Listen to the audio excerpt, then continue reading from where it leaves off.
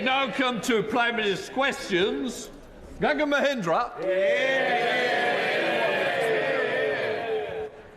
Prime Minister. Mr. Speaker, earlier this week, this House marked the one-year anniversary of the horrific attacks on October the 7th. And I take this opportunity to reiterate that the hostages must be released. And I reiterate our call for an immediate ceasefire in Gaza and Lebanon. Mr. Speaker, this week the government will deliver on our promise to the British people of the biggest upgrade to workers' rights in a generation. The Employment Rights Bill will ensure work pays, it'll forge a new partnership with business and reset the dreadful industrial relations that have cost our economy and our NHS so much in recent years. We are also preparing for the International Investment Summit next week, bringing hundreds of global CEOs to the UK and unlocking billions of pounds in investment. Mr. Speaker, this morning I had meetings with ministerial colleagues and others. In addition to my duties in this House, I shall have further such meetings later today. Gagan Mahindra. Thank you, Mr. Speaker. The commitment of £400 million in funding for a new hospital at Watford General was one of the many brilliant things of the previous Conservative government. And my good friend, the former Member of Parliament for Watford, Dean Russell, did, and would have been life-changing as well as life-saving for so many of my constituents. Why is the Prime Minister cancelling this funding commitment and spending billions of pounds giving pay rises to train drivers instead? Prime Minister. Because the promise of 40 new hospitals didn't involve 40, didn't involve hospitals, they weren't new and they weren't funded.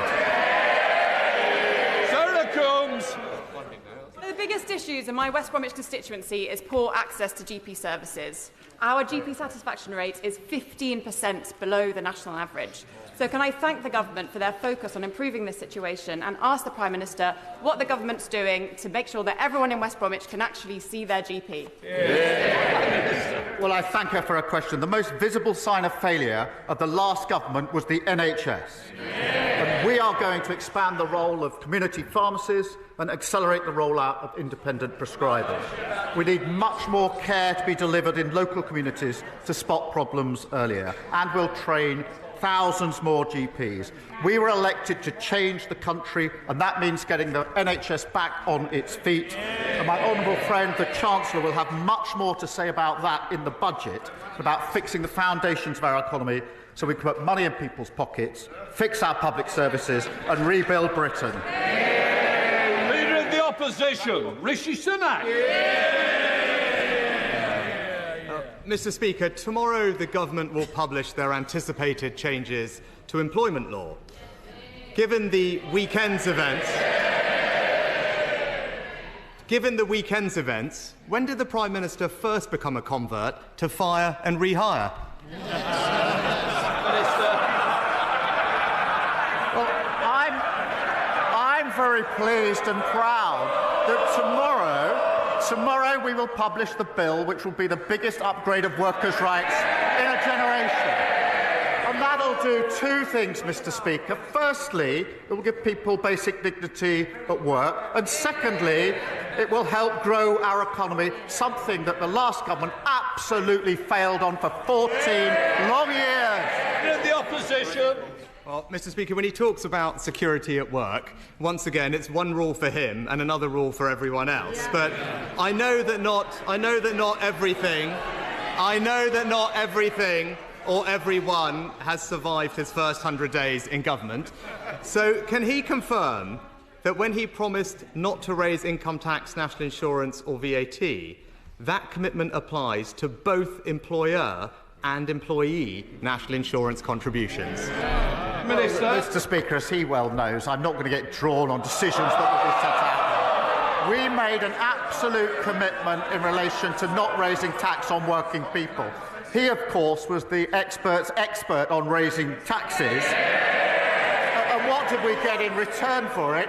We got a broken economy, broken public services, and a £22 billion black hole in the economy. We're here to stabilise the economy, and we will do so. Leader of the opposition. Mr. Speaker, I don't think even Lord Ali is buying any of that nonsense. But I'm not asking, Mr. Speaker. I'm not asking about the budget. I'm not asking about the budget. I'm asking specifically. I'm asking specifically about the promise he made to the British people. So let me ask him again, just to clarify his own promise. Does his commitment not to raise national insurance apply to both employee and employer national insurance contributions? We set out our promises in our manifesto. We returned with a huge majority to change the country for the better, and I stick to my promises in the manifesto. But I notice it's question 3, and he hasn't yet welcomed the investment into this country. We've had in recent months £8 billion from Amazon for jobs across the country, £10 billion from Blackstone's jobs across the North East, £22 billion on carbon capture jobs in the North East and the North West, 500 million, Mr. Speaker, for UK buses in Northern Ireland. While we're investing in our economy, what are they doing? They're arguing about whether to scrap maternity pay. Leader of the Opposition. Mr. Speaker, I'm very happy to welcome investments that this government negotiated, but when it comes to his answer on tax, Mr. Speaker, businesses across the country would have found his answer just about as reassuring as Sue Gray did when he promised to protect her job, Mr. Speaker. So let me turn. It's no wonder confidence is plummeting on his watch, which he didn't mention. But turning to another commitment, before the election, his Chancellor said changing the debt target in the fiscal rules would be tantamount to fiddling the figures. Does he still agree with the Chancellor? Prime Minister. This is literally the man who was in charge of the economy. 14 years they crashed the economy. And what did they leave? A £22 billion black hole in the economy. Unlike them, we won't walk past it, we will fix it, and it's only because we're stabilising the economy that we are getting the investment into this country. But I still notice he hasn't really talked about that investment. We're powering ahead with clean British energy. We're changing the rules to build 1.5 million homes and returning railways to public ownership. And they've got nothing to say about any of this. Prime Minister. Mr. Speaker, on debt, we left them the second lowest debt in the G7, Mr. Speaker. And as the Institute of Fiscal Studies have said... Order. I will hear the Leader of the Opposition, Rishi Sunak. Mr. Speaker, as the Institute of Fiscal Studies have said, it's hard to escape the suspicion that the government is attracted to this change because it would allow for significantly more borrowing. Now, his Chancellor previously said that this change, and I quote her words, would be fiddling the figures. So it is a simple question. Does he still agree with the Chancellor? Prime Minister. I see it's back to his old script. They've never had it so good. That didn't work so well at the election plan. Might be time to change that. I'm not going to get drawn on issues for the budget, just as he wouldn't when he was standing at this dispatch box. But meanwhile, we're investing, we're building the NHS fit for the future, back on its feet, better opportunities for young people and protections at work. After 14 years of Tory failure, we're giving the country its future back. And that's the difference that Labour delivers. Mr. Speaker, it is clear he's opened the door to raising employer national insurance contributions, including on pensions, and fiddling the figures that he can borrow more. And he talks about what he's achieved. Well, economic confidence is plummeting, growth is now stalling, and the UK's borrowing costs are rising on his watch, Mr. Speaker. But, Mr. Speaker, can I close on another important topic? Because yesterday's intervention from the head of MI5 will have been sobering for the whole House, and not least his warning that Britain faces the most complex and interconnected threats in our country's history. Now, I know the Prime Minister will agree with me that we all owe our security services a debt of gratitude for what they do to keep us safe. But can the Prime Minister confirm that the forthcoming terrorism bill will give our security services the powers they need to tackle evolving threats and I can assure him of our constructive support on these vital questions of national security in the same spirit that he provided that support to me. Prime Minister. Well, I can confirm that we will give the security forces and services the powers that they need, and I hope that is a shared objective across the House. They do an incredibly important job for us. But he talks about the economy. It's a real shame the party opposite can't simply... Well, he did at the beginning of his question a moment ago. Listen on. It's a shame they can't celebrate Britain's success under this government. Of course we've got to take tough decisions. But when investment is pouring in, as it has been in recent weeks, when the NHS strikes are coming to an end, when houses are getting built, we're delivering the biggest upgrade of workers' rights in a generation. It's time for them to accept that we're fixing the foundations. So whilst they fight amongst themselves in the comfort zone of unfunded promises, threatening to scrap the minimum wage, we're going to get on with the job of clearing up the mess that they made and making a better country that people are crying out for. Adam Jogi. Thank you, Mr. Speaker. Mr. Speaker, cancer is hard on the patient and it's hard on their families, as my family knows all too well this year. Can I ask the Prime Minister to commit to doing all he can to improve research, early diagnosis and patient care for those with cancer? And will he join me in thanking the NHS staff who've looked after my dad in recent weeks and thousands of cancer patients like him in Newcastle-on-Lyme and up and down our United Kingdom? Prime Minister. I was sorry to hear about my honourable friend's father, and I think we would all pass him our best wishes. Cancer is another example of the dreadful state the last government left the NHS in. The Darzi report published just a few weeks ago showed that some cancer standards have not been met since 2015, and no progress was made in diagnosing cancer at stage 1 and stage 2 between 2013 and 2021. So I'm really pleased that we've just announced £6.4 million research network developing new AI software to identify cancer early. We will get the NHS catching cancer on time, diagnosing it earlier and treating it faster. Leader of the Liberal Democrats, Sir Ed Davey. Thank you, Mr. Speaker. Across this House, we all agree that we need to get our economy growing strongly again so we can improve people's lives and raise the money for our public services. Liberal Democrats believe that one of the best ways of doing that is to improve our relationship with our European neighbours on things like trade, and I welcome the fact that the Prime Minister has made this a priority in his first few weeks. But what I just don't understand is that he's ruled out negotiating a youth mobility scheme with our European partners. This could be so good for young people, for businesses, and for re-establishing that relationship. So will he reconsider this? Prime Minister. Well, he's right. We do need a better deal with the EU than the bad deal we got under the last government. And that's why I was very pleased to meet the President of the Commission last week to talk about how we can improve on the deal. In our manifesto, we had clear red lines about the single market, customs union, freedom of movement, and we will negotiate with those red lines in place. Davey.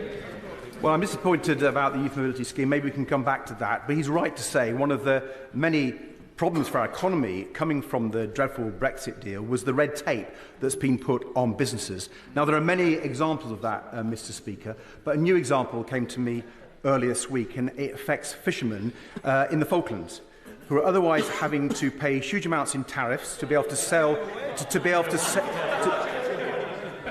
be able to sell their produce into the European market or sail under a Spanish flag.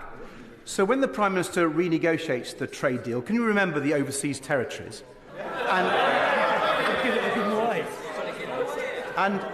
And ensure that British citizens fishing off the Falklands can sail proudly under the Union Jack? Prime Minister. My uncle nearly lost his life when his ship was torpedoed defending the Falklands. They are British and they will remain British. And sovereignty in Gibraltar is equally not to be negotiated. Of course, we will do everything we can to make it easier for all businesses to trade more freely so that we can grow our economy. I'm very, very clear about the Falklands. It's personal to me. John Pearce. Thank you, Mr. Speaker. Conservative-led Derbyshire County Council are proposing to cut adult day centres and care homes across Derbyshire. Yeah. My constituent, Pat, was diagnosed with dementia in 2016. The Jubilee Centre in New Mills is a lifeline for her and her family. She always returns happier, less confused and less anxious. And for her partner David and main carer, it provides vital respite while she's there. They do not know how they'll survive without it. Will the Prime Minister join with me in asking the Conservatives on Derbyshire County Council to think again and oppose these devastating cuts to older people and their families? Well, I'm shocked to hear of the impact on Derbyshire Council that he's just described, who are proposing cutbacks on adult social care. And councils across the country were at the front line of the last government's ruinous economic failure. It's left people who rely on services counting the cost. Now, there's no quick fix to this, but we will provide councils with more stability and certainty through multi-year funding settlements, ensuring councils can plan their finances for the future properly. And we will work with local leaders to deliver this. Thank you, Prime Minister. Any sense of unease that though he is the Prime Minister of Great Britain and Northern Ireland, there are over 300 areas of law in Northern Ireland where the legislation is made in a foreign parliament. Has the Prime Minister any ambition of recovering UK sovereignty over those 300 areas of law and thereby restoring the equal citizenships of my constituents and ending their disenfranchising in respect of making laws that govern much of their economy? Prime Minister. I thank him for raising that issue, which of course is an important issue. The Windsor Framework was negotiated by the last government. We supported it, and we continue to support it, and will work to make sure it's implemented properly and fully. Mr. Speaker, 1 in 2 children in my constituency live in poverty after housing costs are taken into account. So I welcome the government's commitment to tackling child poverty. But we all know that every year of poverty has a long-term impact. So could the Prime Minister tell us that the welcome Child Poverty Task Force, which is underway, could he tell us when he expects that to report so we can see action? Well, I thank my honourable friend for a very important question. It is appalling that child poverty went up 700,000 since 2010. And after the last Labour government did so much to bring it down, and tackling this is at the heart of our mission to break down the barriers to opportunity. The task force is developing the strategy to reduce child poverty, and it will be published in spring of next year. Shabana Raji. Speak for Leicester. The Prime Minister's decision to impose VAT on independent schools strips hard-working families of the choice for what is best for their children, while risking job losses for teachers, increasing class sizes and squeezing state school resources to their absolute limit. With these impending threats, what actions is the Prime Minister taking to mitigate these effects if he is not undertaking an impact assessment to understand them?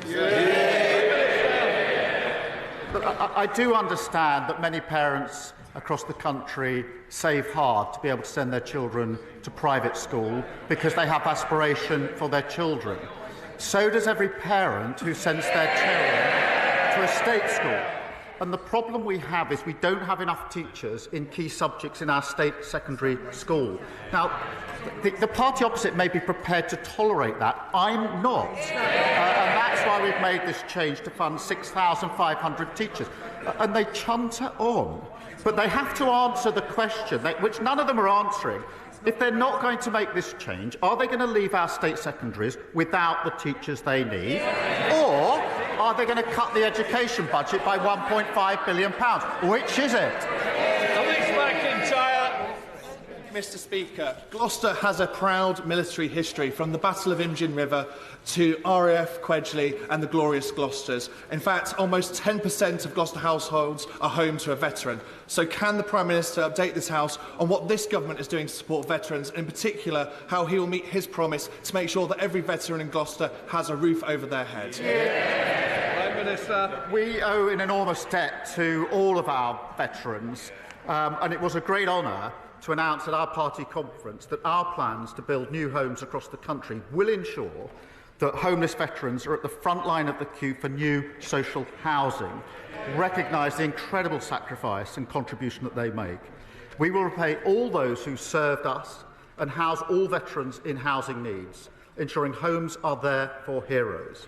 We're also ensuring veterans have access to support, including with mental health and employment. Sir Julian Smith. Mr. Speaker, special education needs budgets in North Yorkshire and across the UK are under huge pressure. Could I ask the Prime Minister and the Chancellor, as they prepare for the budget, could they look carefully at how increased funding and changes to the funding formula could make a massive difference to thousands of lives of children across the country? Well, I'm grateful to the honourable member for raising this issue, which is of real concern across the country to many parents who are concerned about the provision. And I do agree that children with special educational needs and disabilities are being failed, with parents struggling to get their children the support that they need and deserve. And we have to change that. I'm determined to raise standards for every child so they succeed in education. And we will work with the sector and across the House where we can to deliver on that mission, which is very important for many parents who will be watching this today. Luke Murphy. Thank you, Mr. Speaker. Can I welcome the Prime Minister's focus on economic growth, and I look forward to the International Investment Summit next week. One area where constituents across the country want to see thrive is their local high street, and the Prime Minister will know from his own visit to the top of town in Basingstoke that it has huge potential, but it's not what it could be. Could I ask the Prime Minister what support this government will give to ensure that high streets across the country are able to grow and thrive? Prime Minister. Well, I do remember that visit, and here's the new political divide. Invest with Labour or decline with the Tories. And that's why I was very pleased to read out the investments we've had in the last few weeks. We've got a big summit coming up on Monday, hundreds of CEOs coming, and I'm confident we'll be making further such investment announcements in weeks to come. And that is what will fix our economy, stabilise our economy. It's because we're taking the tough decisions. The investment is now flowing into this country, fulfil on our obligation to raise living standards across the country. Helen Morgan. Thank you very much, Mr. Speaker. The A483 runs through my constituency from Llanymynech to Oswestry, and it's one of the busiest and most dangerous roads in the constituency. And National Highways say that the crossroads at Llwnclwys is the worst accident black spot in the Midlands. They've got a proposal to improve the situation, but Treasury rules place a higher value on road speed than they do on the lives of North Shropshire's residents. So will the Prime Minister look at flexing these rules to back National Highways and back my residents to give them the safe road they deserve? Prime Minister. Well, I thank the honourable member for raising this, and it's obviously a really big, important issue in her constituency. And it is vital that as we invest, we do improve safety and deliver better journeys for drivers. National Highways, I think, is continuing to study the case for safety improvements to the A483 and will continue to do so. Decisions, as she probably knows, will be set out under the third road investment strategy. And I know that the Roads Minister will have heard her representations, and I'm sure will agree to a meeting if that is what she would like. Phil Brickell. Bolton Hospice provides vital services to individuals with life-limiting conditions. Yet, like hospices across the country, it faces a difficult financial future and is reliant on fundraising, including the kind donations I was able to raise when I climbed Mount Kilimanjaro last year, and from the campaign run by the local paper, the Bolton News. Can the Prime Minister tell me what steps he is taking to ensure hospices like the one in Bolton, are put on a sustainable financial footing? Well, look, can I first congratulate him on his efforts in relation to the local hospice. We want everyone to have access to high-quality care and end-of-life care. And that is why we require all local NHS bodies to commission services from hospices to meet the needs of their local populations. Most hospices are charitable, independent organisations who also receive funding for providing NHS services. We have inherited a huge problem with the £22 billion black hole, but nonetheless, we are determined to move forward on this. Mr. Speaker, since the signing of the Belfast Agreement in 1998, more people in Northern Ireland have now sadly lost their lives to suicide than those that were killed during the 30 years of the Troubles. Would the Prime Minister agree that the challenges with poor mental health in Northern Ireland, some of which are directly related to the violence of our past, is a unique and pressing legacy of the Troubles? So would he therefore commit to tasking his government to work collaboratively with the Department of Health in Northern Ireland to explore how these issues can be properly recognised and resolved? Well, I thank him for raising this important issue. I do know firsthand the deep impact that the Troubles have had on so many in Northern Ireland, and we must ensure that those with mental health issues receive the support and the care that they need. Now, public services obviously devolved in Northern Ireland, but we will work with the executive and leaders to support them in delivering better outcomes, which is why my Secretary of State for Health spoke to the Health Minister in Northern Ireland in the first week he was in the department. And I'm sure that he'd be prepared to follow up should the honourable member wish so. Joe Morris. Thank you, Mr. Speaker. In my constituency of Hexham, frightened parents and their families having to fight tooth and nail and travel extremely long distances to secure fair treatment and full education for their children. Can the Prime Minister outline the steps that the government will take to improve outcomes and results for SEND families, particularly in the most rural parts of the North East? Prime Minister. Well, I thank him for his question. I think this reinforces that the SEND provisions were a failure of the last government, particularly in rural communities. This has come from both sides of the House. It's a really important issue. We have a duty now to pick this up and to ensure that all children with SEND receive the right support to succeed in their education, and we will continue to do so. David Davis. On the assisted dying private members' bill, the government's quite rightly staying neutral. But the real issue with that bill is the time constraints of private legislation make it very difficult to get it right first time. If we get this wrong first time, the consequences are too terrible to contemplate. In 1967, the government of the day gave the government time to allow David Steele's abortion bill to go through. Would the Prime Minister commit to giving extra time, out of government time, to this bill to ensure that we get this right first time? Prime Minister. I thank him for raising this question on a really important issue. And I do understand there are strongly held views across the House and on both sides and within both sides, if I can put it in that way. I do agree with him that it is important that we ensure that any change to the law, if there is to be one, is effective. Now, if this House gives the bill a second reading, it will, of course, then go to the committee as usual, which will allow that more detailed scrutiny. But we do need the discussion more broadly on this important issue. No law.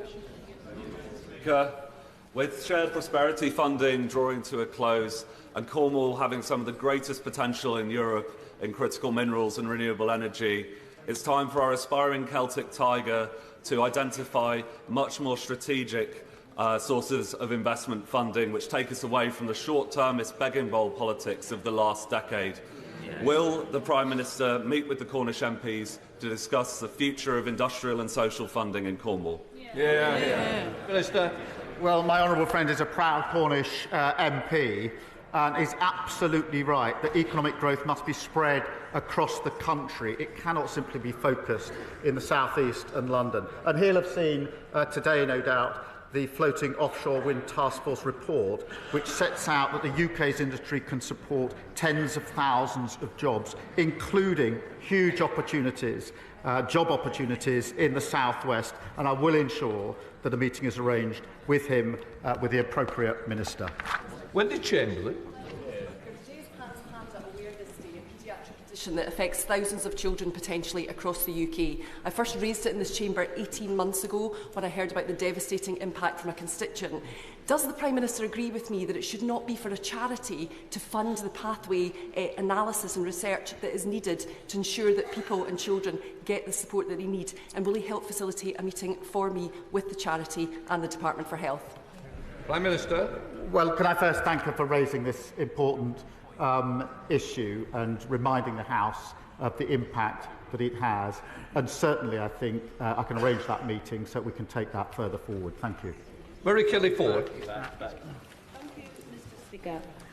Constituents in the City of Durham are anxious about the financial situation at Durham County Council. The Tories' unfair funding formula has seen essential public services hollowed out, such as social care, whilst the demand is increasing. So what assurances can the Prime Minister give me that essential services will be restored and that a new funding formula will be genuinely a fair one, focusing on the needs of my constituents, especially the most vulnerable? Prime Minister. Well, she highlights yet another failing of the last government, because successive years of underfunding have left councils experiencing significant budget pressures, and that's felt by constituents and residents and individuals across the country. This government will clear up the mess, will get councils back on their feet. Partly, multi-year funding settlements will help to allow longer-term work to be done. But we recognise the importance of councils. They know their communities best, and with greater stability we can support them in ensuring the service that they provide gets to the people that need it. Caroline Downage. In April, over 50 homes and businesses in Gosport found themselves underwater when Storm Pyrrhic hit. Some have still not been able to return to their properties, and it's now been upgraded to a 1 in 20-year risk. We still haven't had a decision from the Environment Agency about flood and coastal erosion risk management funding, which we've applied for, and despite requests, I still haven't been able to secure a meeting with his DEFRA team. Winter is coming. My constituents are worried. When is he going to grip this? Prime Minister. Well, look, this is a really important issue in terms of... Well, look, we're not going to take lessons from the party opposite. Year after year after year, we visited constituencies and areas which were flooded because there had been a failure to take adequate protection. So I won't take lectures. What I said in the election campaign is that we would set up a flood resilience task force to get ahead of this. We will do that, and I'll ensure that she can get such further information as she needs. Dawn Butler, final question. Thank you, Mr. Speaker. October is Black History Month, and the theme this year is reclaiming the narrative. I want to thank Mr. Speaker for the event that you will be doing in your apartments with the Temptations and the Prime Minister. The Temptations tribute band. And the Prime Minister will be having an event in number 10 this evening. Will the Prime Minister agree with me that it's important that we continue to have a debate on the floor of this House in government's time on Black History Month? Prime Minister. Well, I'm not sure just at the moment going to something that's labelled Temptations is quite where I need to go. Look, this is a really important initiative. There will be... it is important it's being marked, and I'm very pleased to be hosting the event this evening, to which I think she is coming. Thank you. Right, that completes Prime Minister's questions.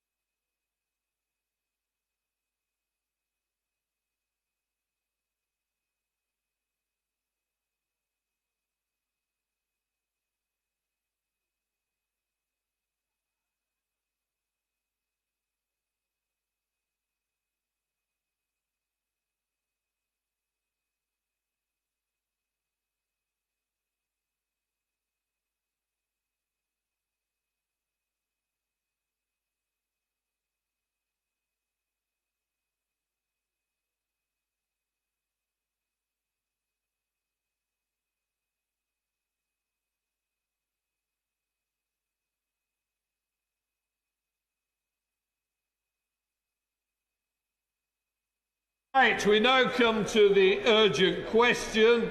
Alex Buckhart. Thank you, Mr. Speaker. To ask the Secretary of State for Northern Ireland if he will make a statement on the Northern Ireland city deals. Secretary of State. Thank you very much, Mr.